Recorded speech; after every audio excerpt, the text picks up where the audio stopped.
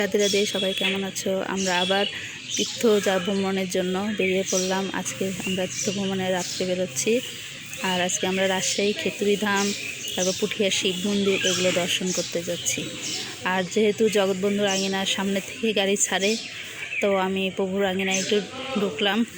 প্রভুকে দর্শন করে প্রণাম করে তারপরে বেরোবো, প্রভুর নাম স্মরণ করে, যেন যাত্রা মঙ্গল হয়। বন্ধু সুন্দরের আঙিনায় এসে দেখলাম যে প্রভুর মেন মন্দিরটা বন্ধ হয়ে গেছে। তারপরে পাশে আরেকটা মন্দির আছে, ওখান থেকে আমি প্রভুকে দর্শন করে নিলাম। প্রভুকে দেখা মাত্র মন প্রাণ একদম পুরো জুড়িয়ে যায় জানাই। আর এখন মন্দির থেকে বেরিয়ে আমি চলে যাচ্ছি আমাদের গাড়ির সামনে। আমাদের গাড়িটা দাঁড়িয়ে আছে, এই গাড়িতে আমরা একটু পরে যাত্রা শুরু করব। তোমরা সবাই আমার জন্য আশীর্বাদ করো, যেন ভগবান দর্শন করে আবার ভালো ভালো মতন পরিবারের সবাইকে নিয়ে ফিরে আসতে পারি। আর তোমরা যদি যেতে চাও, তাহলে আমি যে লিফলেটের ছবিটা দিয়েছি তীর্থ ভ্রমণের, ওর সঙ্গে যোগাযোগ করে তোমরা যেতে পারো।